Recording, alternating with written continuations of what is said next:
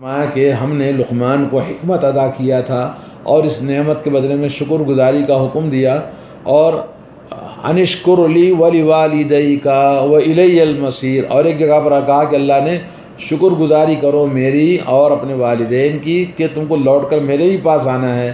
تو قرآن کریم میں بہت سارے مقامات پر یہ شکر گزاری کا اللہ نے حکم دیا، لیکن قاعدہ یہ ہے کہ جو شکر گزاری کا حکم ملا ہے یہ شکر گزاری انسان اپنے ہی ذات کے لیے کرتا ہے اور اس کا فائدہ بھی اسی کو لوٹتا ہے۔ اللہ نہ اس کی شکر گزاری کا محتاج ہے اور نہ اس کو ضرورت ہے۔ البتہ یہ کہ جو آدمی شکر گزاری نہیں کرتا، اللہ کی نعمتوں پر نافرمانی کرتا ہے، تو اللہ رب العالمین کو کوئی نقصان نہیں بلکہ اس کا نقصان اسی کو ہونے والا ہے۔ تو اس لیے آدمی کو چاہیے کہ ہمیشہ اللہ کی نعمتوں کی شکر گزاری کرے۔ کیسے کریں گے شکر گزاری؟ شکر گزاری کرنے کا مطلب یہ ہے کہ آدمی اللہ کی عبادت کو زیادہ کرے، اللہ کی عبادت کو زیادہ کرے۔ جب کوئی نعمت اس کو ملتی ہے، جیسے اللہ کے نبی صلی اللہ علیہ وسلم رات بھر کر کیا کرتے تھے؟ نماز پڑھتے تھے، تو اتنا پڑھتے کہ بھئی پیروں میں ورم آ جاتا۔ حضرت عائشہ نے بولا کہ آپ اتنی کیوں محنت کرتے ہو؟ تو اللہ کی نعمتیں مجھ پر بہت زیادہ ہیں، افلا اکون عبدا شکورا، کیا میں اللہ کا شکر گزار بندہ نہ بنوں؟ تو اس طرح سے شکر گزاری کا ایک طریقہ یہ ہے کہ آدمی کثرت سے اللہ کی عبادت کرے، اور دوسرا ہے کہ اللہ رب العالمین کا ذکر کثرت سے کرے، استغفار کثرت سے کرے، اور قرآن کی تلاوت سب سے بڑی چیز ہے جو اللہ تعالیٰ کی شکر گزاری کرنے کے لیے۔ تو ہم جتنی بھی نیکیاں کر سکتے ہیں اس کے علاوہ، صدقہ ہے، خیرات ہے، بھلائی ہے، انسانوں کے ساتھ میں بھلائیاں کرنا، زبان سے، اپنے مال سے، اپنی اخلاق سے، ہر اعتبار سے ہم لوگوں کے ساتھ حسن سلوک کرنا، یہ سب شکر گزاری کے اندر داخل ہے۔ اب سوال یہ ہے کہ یہاں پر کیا حضرت لقمان علیہ السلام اللہ کے نبی تھے یا نہیں تھے؟ سوال، اس کے جواب میں بہت سارے باتیں آپ کے سامنے لکھی ہوئی ہیں، آپ دیکھیں۔ اس میں اسلاف کا شروع سے اختلاف رہا ہے کہ آپ نبی تھے یا نہیں تھے، تو حقیقت یہ ہے کہ سب کا اس میں اس بات کا اتفاق ہے کہ آپ پیغمبر نہیں تھے، نبی نہیں تھے، بلکہ پرہیزگار اللہ کے نیک ولی تھے، اللہ کے پیارے بزرگ اور نیک بندے تھے۔ حضرت ابن عباس رضی اللہ تعالیٰ عنہما سے مروی ہے کہ آپ عام حبشی غلام تھے اور کارپینٹر تھے آپ اور حضرت جابر رضی اللہ تعالیٰ عنہ سے جب سوال ہوا تو آپ نے فرمایا کہ حضرت لقمان پستہ قد، اونچی ناک والے، موٹے ہونٹ والے نوبی تھے۔ نوبہ جہاں کے وہ رہتے تھے وہاں کے جگہ کا نسبت ہے۔ حضرت سعید بن جبیر رحمۃ اللہ علیہ نے فرمایا آپ مصر کے رہنے والے حبشی تھے، آپ کو اللہ تعالیٰ نے حکمت عطا فرمائی تھی لیکن نبوت آپ کو نہیں ملی تھی۔ حضرت سعید بن جبیر کہتے ہیں ایک مرتبہ راستے میں ایک کالا انسان حبشی ملا تو اس سے کہا کہ اپنی رنگت کی وجہ سے، کالے پن کی وجہ سے تو حقیر نہ سمجھ، کیونکہ 3 شخص جو تمام لوگوں سے اچھے ہیں، ان کی سب سے بڑی خوبی یہ ہے کہ وہ بڑے مقام اور بڑی عزت مند تھے، اور وہ تینوں کالے تھے۔ ان میں سے ایک کیا ہے؟ حضرت بلال رضی اللہ تعالیٰ عنہ جو بارگاہ نبوت کے غلام تھے، اور دوسرے حضرت سجع، وہ حضرت عمر رضی اللہ تعالیٰ عنہ کے غلام تھے، اور تیسرے حضرت لقمان حکیم جن کا ذکر قرآن میں اللہ تبارک و تعالیٰ نے فرمایا، یہ بھی حبشی کالے غلام تھے۔ ایک اور روایت میں حضرت خالد ربعی کا قول ہے کہ حضرت لقمان جو حبشی غلام کارپینٹر تھے، بڑھائی تھے، ان سے ایک روز ان کے مالک نے کہا کہ بکری ذبح کر کے اس کے گوشت میں سے 2 بہترین ٹکڑے میرے پاس لے کر آؤ۔ تو حضرت لقمان حکیم نے بکرا ذبح کر کے کیا لے کر آئے؟ ایک اس کی زبان اور دوسرا دل لے کر آئے۔ بولے بکرے میں سب سے بہترین یہ 2 گوشت کے ٹکڑے ہیں۔ کچھ وقت گزر گیا، پھر دوبارہ کہا کہ بھئی بکرا ذبح کرو اور اس میں سے 2 سب سے خبیث اور گندے جو گوشت کے ٹکڑے ہیں وہ لے کر آؤ۔ تو پھر حضرت لقمان نے وہی 2 چیزیں لا کے پیش کیا، زبان اور دل۔ ان کے آقا نے کہا کہ یہ کیا مذاق ہے کہ پہلے جب بولا کہ بھئی سب سے اچھی چیز لاؤ تو یہی دل اور زبان لے کر آئے، اور جب بولا کہ بری چیز لاؤ تو یہ دو چیزیں پھر دوبارہ اسی کو لے کر آئے۔ تو حضرت لقمان نے جواب دیا کہ انسان کے اندر اگر دل اچھا ہو، زبان اچھی ہو، تو سب سے اچھی چیز بکرے کے اندر بھی یہی ہوتی ہے، اور جب انسان کا دل بگڑ جائے اور اس کی زبان بگڑ جائے تو سب سے بری چیز بھی یہی ہوتی ہے، کیونکہ اللہ کے نبی صلی اللہ علیہ وسلم نے کہا کہ اذا فسدت فسد الجسد کلہ، دل خراب ہوتا ہے تو پورا جسم انسان کا خراب ہو جاتا ہے۔ اور اسی طرح سے زبان سب سے زیادہ انسان کو کہاں لے جاتی ہے؟ جہنم میں لے جاتی ہے۔ جہنم میں اکثر لوگوں کے داخل ہونے کا سبب کیا بتایا آپ نے؟ زبان ہے، جس کی وجہ سے انسان جہنم میں داخل ہوتا ہے۔ اس لیے زبان کو آدمی کنٹرول کرنا اور دل کو کنٹرول کرنا چاہیے۔ حضرت مجاہد کا قول ہے کہ حضرت لقمان نبی نہ تھے لیکن نیک انسان تھے، سیاہ فام غلام تھے، موٹے ہونٹوں والے اور بھرے قدموں والے تھے، اور بزرگ سے یہ بھی مروی ہے کہ ایک اور بزرگ سے یہ بات مروی ہے کہ بنی اسرائیل میں یہ قاضی کے مقام پر تھے جی، اور کہا جاتا ہے کہ وہ حضرت داؤد علیہ السلام کے زمانے میں موجود تھے۔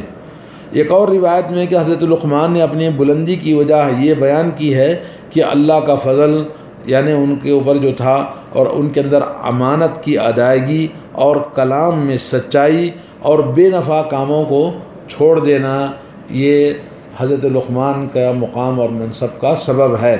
الغرض ایسے آثار صاف ہیں، آثار کے معنی خبریں، یہ کہ آپ نبی نہ تھے۔ بعض یہ صراحت نہیں ہے کہ آپ نبی نہ تھے، لیکن ان میں نبی کیوں نہیں تھے؟ اس لیے کہ آپ غلام ہونا ثابت ہے، اور کسی بھی انسان کا غلام ہونا یہ مخالف ہے کس کے؟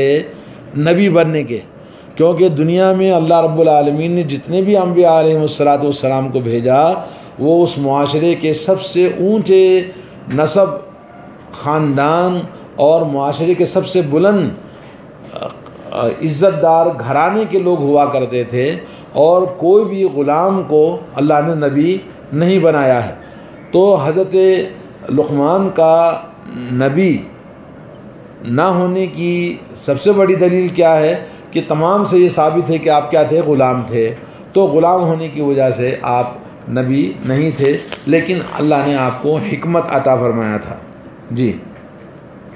حضرت لقمان حکیم سے ایک آدمی نے کہا کہ کیا تو بنی حسحاس کا غلام نہیں؟ آپ نے جواب دیا جی ہاں، میں اسی قبیلے کا ہوں۔ اس نے کہا کیا تو بکریاں نہیں چروایا کرتا تھا؟ آپ نے فرمایا ہاں جی، میں بکریاں چرایا کرتا تھا۔ تو کالا آدمی نہیں ہے؟ بولے ہاں میں کالا ہوں۔ تو لقمان نے اس آدمی سے کہا کہ بھائی تم کیا پوچھنا چاہتے ہو؟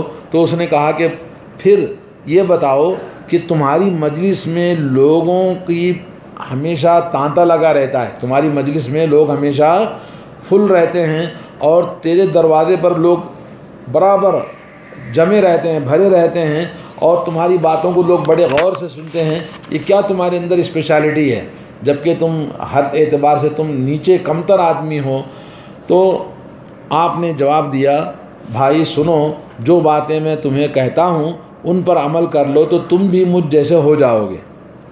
تو کیا باتیں بتائی؟ آنکھیں حرام چیزوں سے بند کر لو، نمبر 1، زبان بیہودہ باتوں سے روک لو، نمبر 2، مال حلال کھایا کرو، نمبر 3، نمبر 4، اپنی شرمگاہ کی حفاظت کرو، نمبر 5، زبان سے سچ بات بولا کرو، وعدہ پورا کیا کرو، نمبر 6، مہمان کی عزت کیا کرو، نمبر 7، پڑوسی کا خیال رکھو، نمبر 8، بے فائدہ کاموں کو چھوڑ دیا کرو۔ بس انہی کاموں کی وجہ سے میں نے بزرگی پائی ہے۔ یہ باتیں سب اسلام کے اندر، اخلاق کے اندر، ہمارے پاس بھی تعلیمات کے اندر موجود ہیں جو نبی کریم صلی اللہ علیہ وسلم نے ہمیں حکم دیا ہے۔ حضرت ابو الدرداء رضی اللہ تعالیٰ عنہ فرماتے ہیں کہ لقمان حکیم کسی بڑے گھرانے کے امیر اور بہت زیادہ کنبے قبیلے والے نہ تھے، ہاں ان میں بہت سی بھلی عادتیں تھیں۔ وہ خوش اخلاق انسان تھے، خاموش غور فکر کرنے والے، گہری نظر والے، دن کو نہ سونے والے یعنی محنتی آدمی تھے۔ لوگوں کے سامنے تھوکنا، نہ پیشاب پاخانہ کرنا، غسل کرنا، ایسی چیزیں لوگوں کے سامنے نہیں کیا کرتے تھے جی۔ اور بیکار باتیں لغو کام سے دور رہتے تھے، ہنستے کم تھے، جو کلام کرتے تھے حکمت سے خالی نہ ہوتا تھا۔ جس وقت ان کی اولاد فوت ہوئی یہ بالکل نہیں روئے جی، اور بادشاہوں امیروں کے پاس اس لیے جاتے تھے کہ تاکہ غور و فکر کرے، عبرت اور نصیحت حاصل کرے۔ اسی وجہ سے اللہ تعالیٰ نے ان کے اندر بہت ساری خوبیاں عطا فرمائی اور بزرگی عطا فرمائی۔